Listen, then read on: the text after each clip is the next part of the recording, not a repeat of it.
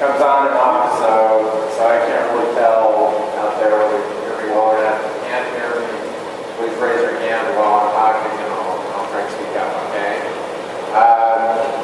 I'm actually trained as an economist, even though I'm in the Department of Development Sociology at Cornell. I'm called the Community and Regional Development Institute. And we first started, our unit at Cornell first started paying attention to gas.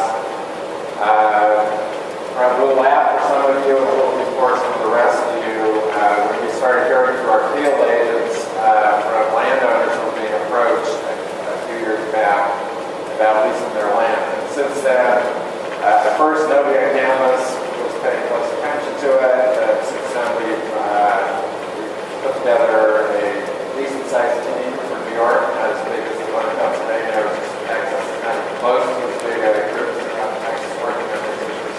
But I think we've got a pretty good team together now, both on campus and in our county agencies, to try and help folks understand some of the basics. I'm going to start with kind of my area of expertise and with a bigger picture. I haven't actually seen the presentations that the other folks are going to do, but I think I'm going to start with a bigger picture, overview, focusing on economic issues and community level issues. And I'm expecting that Ken and Jim are going to talk more about sort of landowner specific issues follow up. And I'm seeing a nod here, so I think we're on the same page. We did communicate some ahead of time about this. So I'm going to try to get through this in about a half hour. If you have questions about clarification, to understand something, feel free to interrupt me, raise your hand. Let's try and save discussion questions until the end, okay?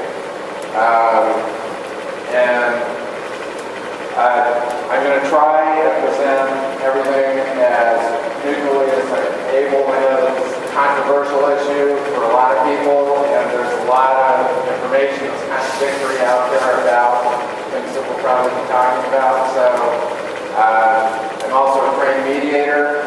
I hope I don't need to bring that skill into play today, and I probably won't, but you can throw whatever you want at me, and we'll try and move ahead with it, all right?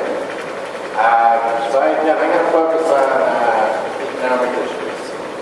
But before I do that, I just wanted to, not assuming that all of you have been spending quite as much time as I have with this issue in the past, I want to start with a few basic, important things to know about the Marcellus Shale and natural gas drilling in New York State. I hope we'll all have sort of a foundation as we move through the rest of the session. First is, there's a lot of gas there. There is a lot of gas in the Marcellus Shale. On the other hand, exactly how much is there, nobody knows, and it's hotly debated. If you've been following this at all, you will have seen widely varying estimates of how much natural gas is in the Marcellus Shale. There's even less known about Utica Shale, which is another shale formation which is in New York. And the reality is we won't know until the drilling is actually taking place in a significant way, so that there are estimates of how much gas is really coming out of the ground here in New York. They already know more about Pennsylvania, but even there's still a lot of guesswork going on, despite the drilling that's out there. I have a bunch of numbers, which I'm not going to really bore you with too much because they're just big numbers. If anybody wants a copy of this presentation, let me know when I can send it to you, or maybe, one or the other will get you a copy so you can get all the numbers there and not like notes on this. I'll just, sort of the gold standard for the federal government right now for the estimate of gas there is 84.2 trillion cubic feet of technically recoverable. That does not mean that it will be taken out of the ground, because technically it might be able to be taken out of the ground. Anyway, there's hundreds of thousands of acres involved, a lot of money potentially recoverable. In the Marcellus as a whole, about 15% of that area is in New York State. We know the least probably about what's in New York State compared to the other states because there have not been permits issued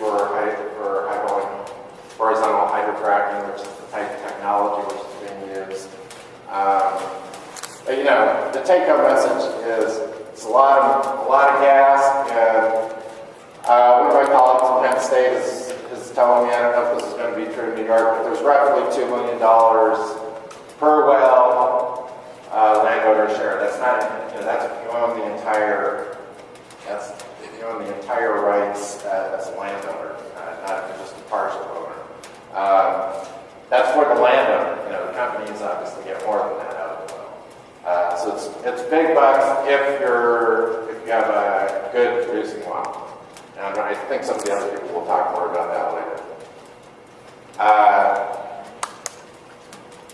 Thinking from an economic development perspective, it is a non-renewable resource. What does that mean? It means when it's extracted and gone, it's gone. It's not like wind energy. It's not going to be producing for 50 or 100 or 200 years.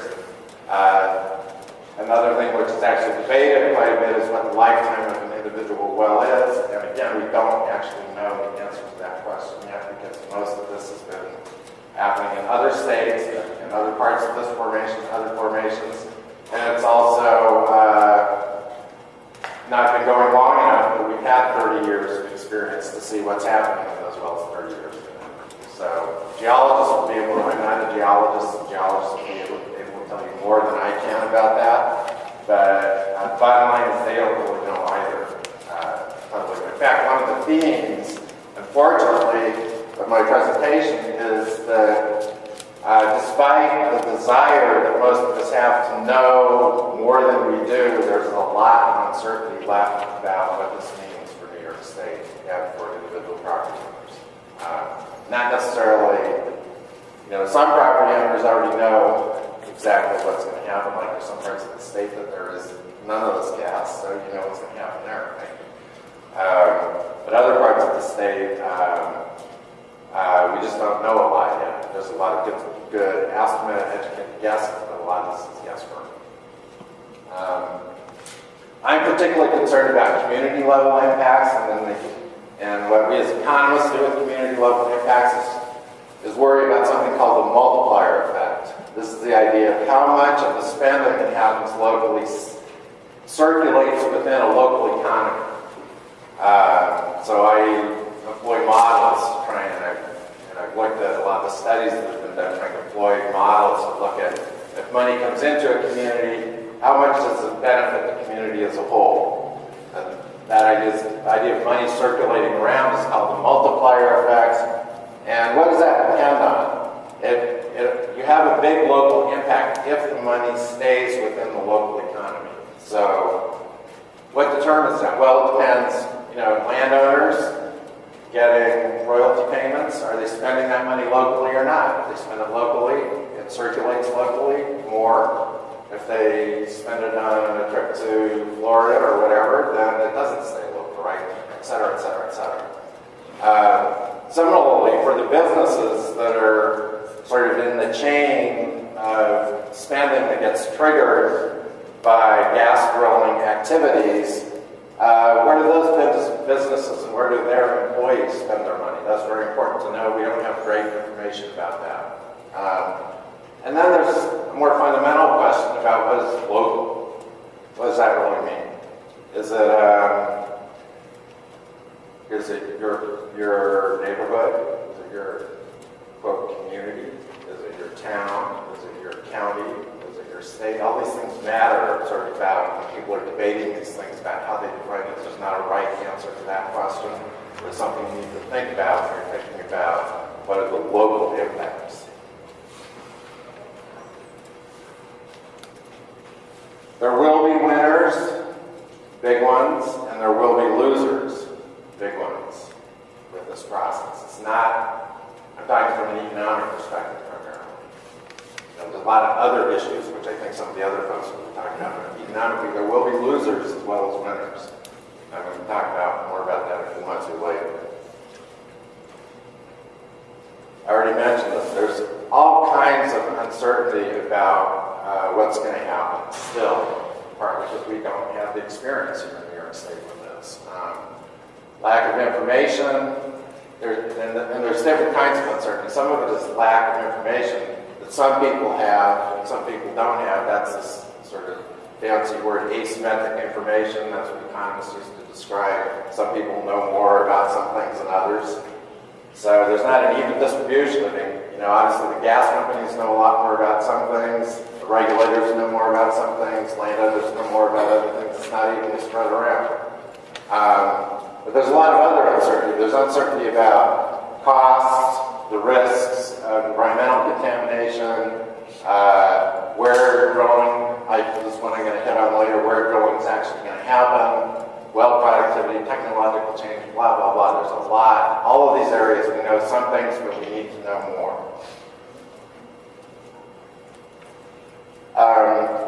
Another thing that's happened not just in New York, increasingly throughout the whole country is, and this is where my mediator hat comes in, the public discussion about this issue has become increasingly divided and antagonistic. And I see on all sides of this issue, people have, maybe I hope not everybody in the room, but increasingly what I'm observing is people have done a lot of thought, a lot of people have thought a lot about this, and they've made their minds up already about whether this is a good or bad thing. So part of my message is, I think it's good if you thought about a lot about it, and if you have an opinion about it, but I hope that you're still open to new information, because part of my message is that we still don't know a lot about what the implications of this are going to be. And some of you who are old enough, or like music enough to remember Boxer by Paul Simon, I like this quote, "Man hears what he wants to hear and disregards the rest." I see a lot of that going on.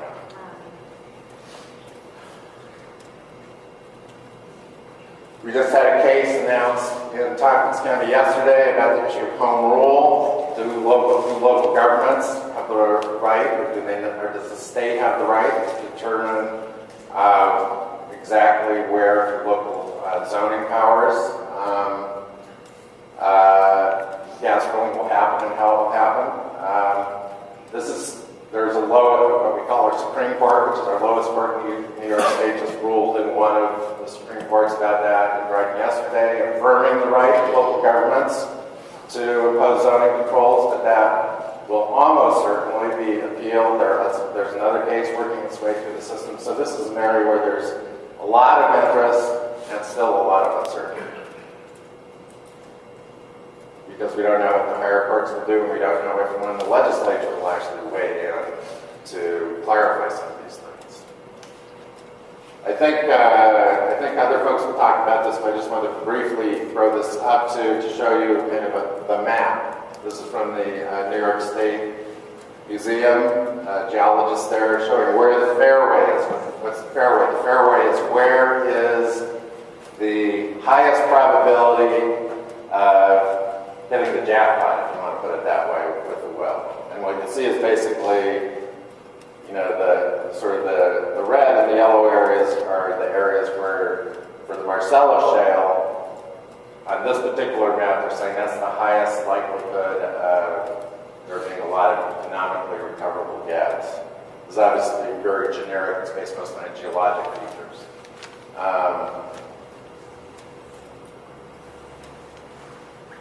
There's another fairway. It's called the Utica Shale, which has been much less well explored and debated already, but there's potential for gas coming out of that. You'll see that actually, according to this map again, that actual fairway actually looks a bit different. It overlaps to some extent, but it also goes farther north. So there's potential for drilling for gas. I mean, natural gas, as probably most of you know, has been using different technologies and different places have been drilled for many, many years in New York State, but using this kind of new high-volume hydraulic hydrofracturing technology is likely, at some point, to also affect other areas of the state besides just the Marcellus Shale, part of the Marcellus Shale. So now I'm going to move back more to the economic side of things. I'm going to quote a lot from the Pennsylvania experience because they have real experience for the past few years of what's happened there, as opposed to just speculation, which is what we mostly have in New York.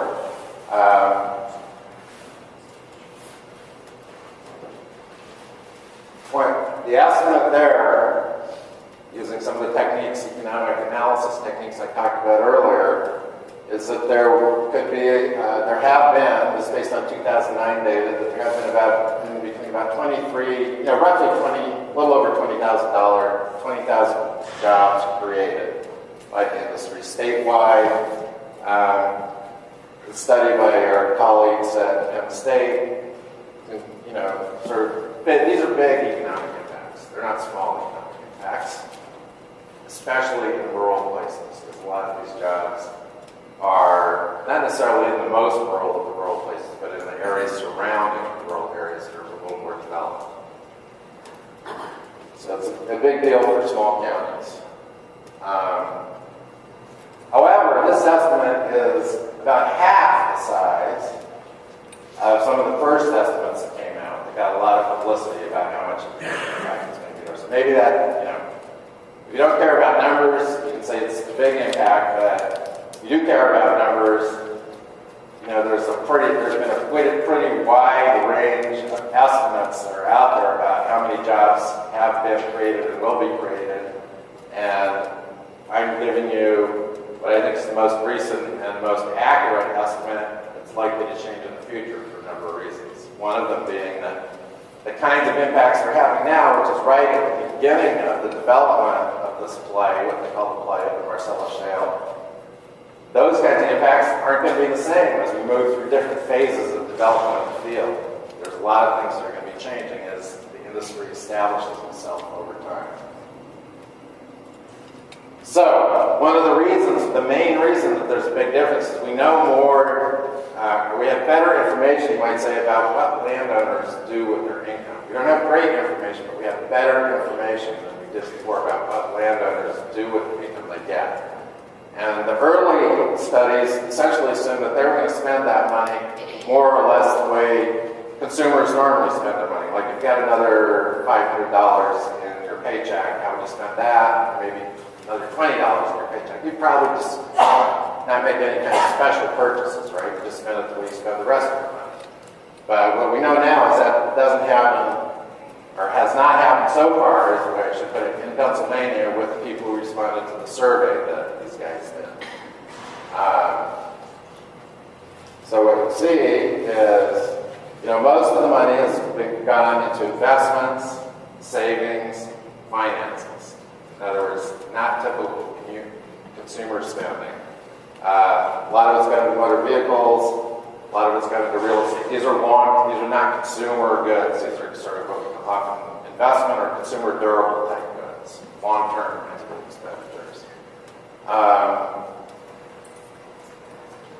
Taxes take a bite out of it. No surprise there, right? This is Pennsylvania, though, so warning, don't use these numbers in New York State because we have a totally different tax structure here.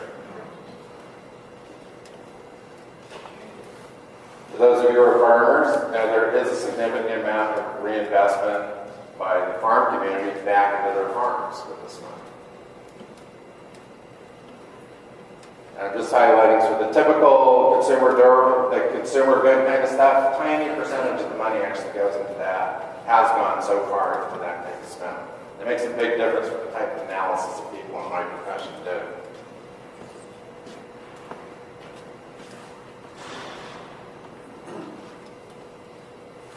The study has a lot of caveats on it, and one of the most important ones is it doesn't try and quantify lots of other kinds of important impacts, even important economic impacts, but certainly it doesn't try and quantify the economic significance of any environmental impacts. It just didn't get that far. So we're still waiting for good studies of that kind of thing.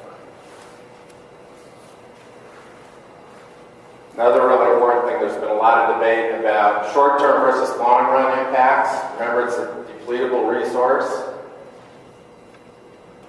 My conclusion from reading the literature is you can have great long-term outcomes, you can have terrible long-term outcomes. What does it depend on? It depends on how good your community does at planning. Now, I'm talking about community-level impacts, again, not individual. There's a whole different story for individual landowner impacts. But in a way, it's probably the same story. We've all heard the stories about the lottery winners that are, do well, and then there's always a few that can't handle it and commit suicide, right?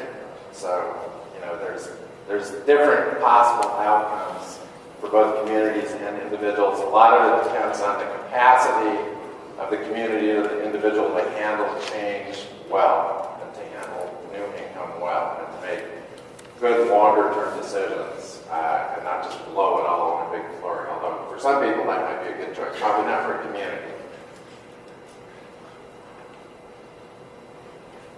So, you know, I've already kind of talked about, you know, we do a lot of crystal ball gazing when we look at this kind of work, because we just don't have the experience here yet. But we are on a learning curve. This is a study I did. It was kind of a review of what we knew about a year ago. The conclusions I came to from reading economic impact studies that have been done. The most critical factor is not what kind of model you're using about economic impacts. It's trying to understand about the pace, scale, geography of drilling.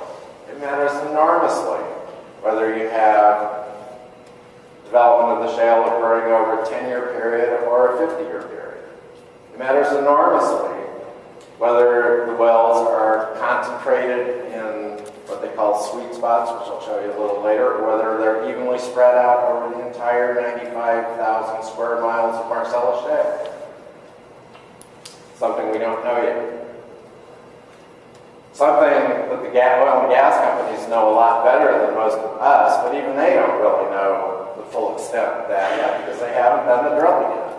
So this is the most important thing. This is the most important source of uncertainty. It drives everything else. How much drilling is going to happen on your land, in your community? You probably don't know. Even if it's leased up, you don't know how much is actually going to happen. I already talked a bit about, we're just starting to understand the economic behavior of landowners. That's really important, because a lot of the money that comes in to local communities, and a lot of the money that's most likely to stick and stay locally instead of going back to Houston, is the money that landowners control. And, you know, this kind of money, I already showed you, it's probably going to be treated differently than other kind of money, because it's coming in kinds of way, you know, it's coming in quickly, it disappears quickly, and it's bigger than most people's paychecks in that year. I also emphasize, we really, you know, no place in the country do we really have great information on the long-term economic impacts of this. We have plenty of information in Texas and Arkansas and other places about short-term impacts, but even those gas fields have only been seriously being developed using this technology for maybe 10, 15, 20 years at the most.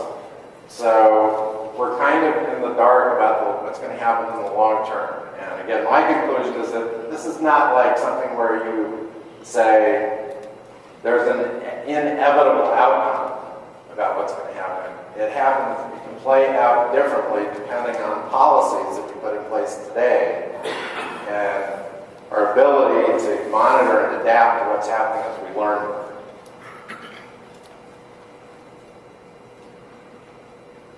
I think I'm going to skip this one. This is just an early study of Broome County that a lot of people who follow this have heard of. You know, it made a bunch of what I think are pretty unrealistic assumptions about how many wells are going to be drilled. This is the number of jobs that they talked about. One of the things I wanted to highlight there was that it was only 11% of the total impacts on that study were actually due to the economic modeling part. All the rest was due to just assumptions they made about how many wells were going to be drilled. That's why I went back earlier. One of the reasons I went back earlier to talk about uncertainty about the number of wells that's going to be drilled is really a critical factor for these studies. This was another study that it's probably one of the Tim Considine has done a bunch of work for the gas industry. He's done a bunch of studies, and this is one of the better ones he did. It was one of the most recent ones he did, and I get a lot of numbers in here. What I want to highlight is he did low, medium, and high development scenarios. Look at the low development scenario. 0 wells. That's the low impact. Right? So far, that's been the best prediction. But he has other ones. If you can look about the number of wells drilled in New York, there's ranges under each of these from 42 to 340, from 52 to 502. Don't know if those are right. You can look at the number of jobs, but there's estimates up to like 30,000 jobs throughout New York State in the high scenario, which I personally think may or may not be. I don't know if that's realistic. There's a lot of uncertainty here about the regulatory environment still. This is over a 10-year period. Put it in context, the current Southern Tier private jobs employment is about 233,000. So we're talking about, even with this biggest number, we're talking about a big number, but not something that is going to transform the jobs. You got a question? That's direct employment? No, this is what they call direct, indirect, and induced. So it's like, it's sort of all the jobs that are stimulated. That's another really important point to make. I think there's way too much focus on jobs within the gas industry itself.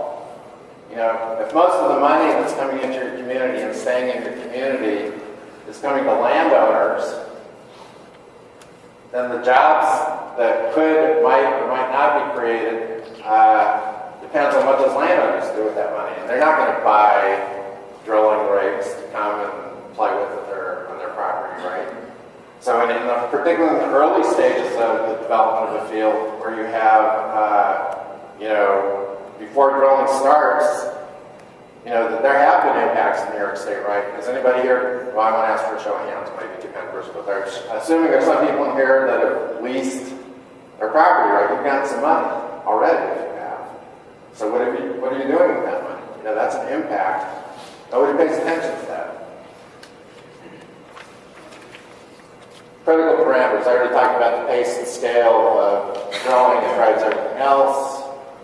This was the initial kind of pattern. This comes from a study of Pennsylvania done by the national, I'm forgetting right now who did it. That'll come to me in a minute. The pattern of drilling you're seeing here is basically grid pattern. That's what it looks like, right? All these little dots all over the place. Manufacturing model, some people call it. This estimate, which really kicked off this whole thing from a Penn State professor, geologist, is talking about assuming 70% of the square mile sections in each county are accessible in a well spacing of 80 acres. That's a lot of wells. That's what his estimate was based on. What have we actually seen in Pennsylvania? Nothing like that so far. Nothing like that so far. If you look here, what you see is linear patterns. Makes a lot of sense, right? You're going to go to the places that are most accessible, along roads, where the pipelines are. There's a lot of things that are totally inconsistent with that pattern so far of,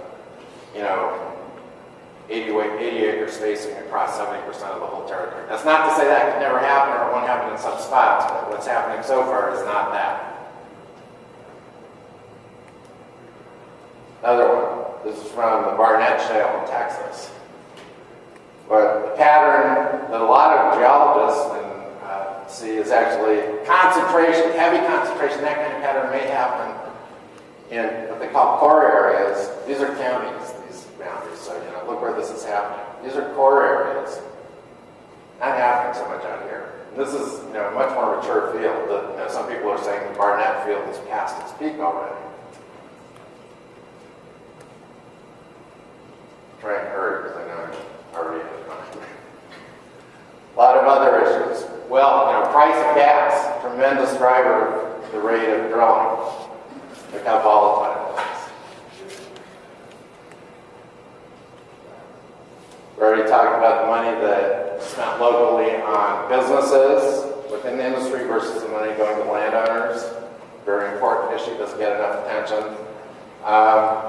And then the money that's spent locally, in quotes, depending on how you define local. How much do people spend locally versus buy from out of state? Because that's where it comes from. And they're not just talking about within the industry, it's also about the landowners. Like the vacation in Florida doesn't do a lot for local businesses, right? These all affect economic Production decline rate, really important for local impacts.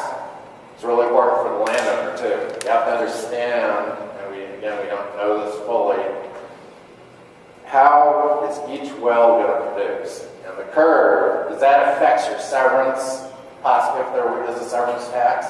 It affects that, it affects property taxes, it affects royalties. Huge effects. This is the type of curve.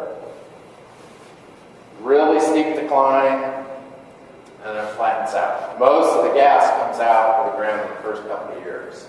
That's not debated. What is debated a lot is how thick is this tail? The economics of these wells, from an investor's perspective, matters a lot on how thick these tails are. There's still a lot of debate about that. It also means, from the local government perspective, from the landowner perspective, are you anticipating seeing basically all your money in the first couple of years and then it disappears or not? If there's a thick tail, you're going to have a pretty long revenue stream coming in. If not, you won't. In any event, you're going to get most of the money in the beginning. So it's like a big shot in the arm and then it disappears.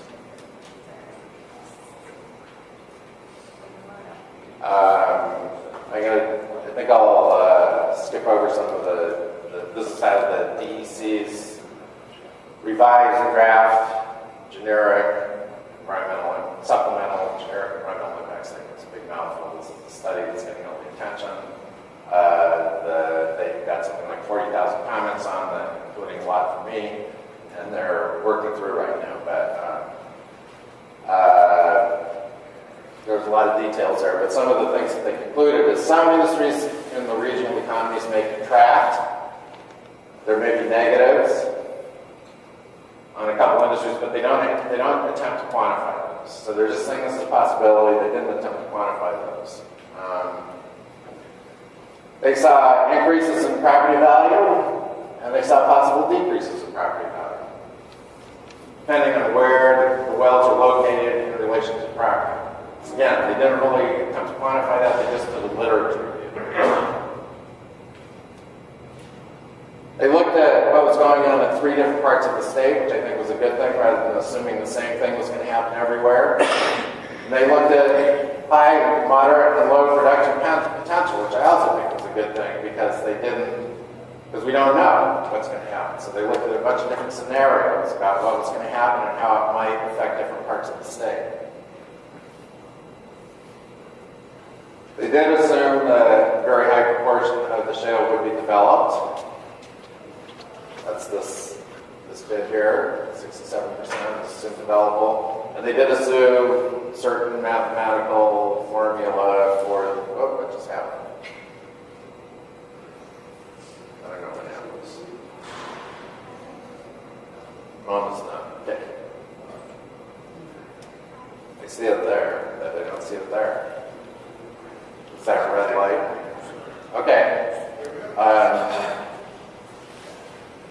They made what I think is a very misleading and unrealistic sort of assumption about how development in New York is going to happen, which is totally smooth.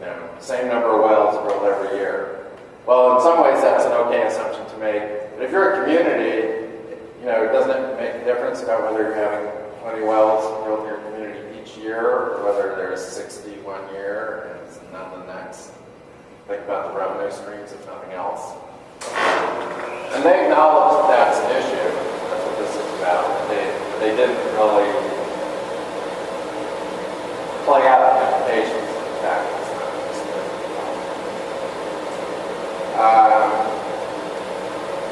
there are estimates that are pretty good, actually, about how many people are employed in drilling a well using current technology.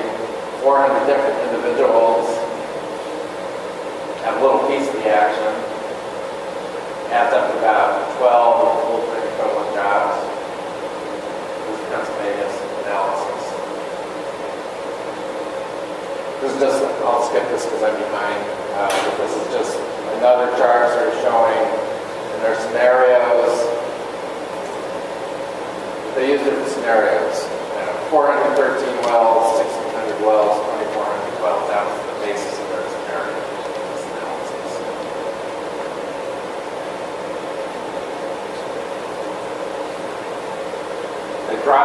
scenario, saying it would be unrealistic.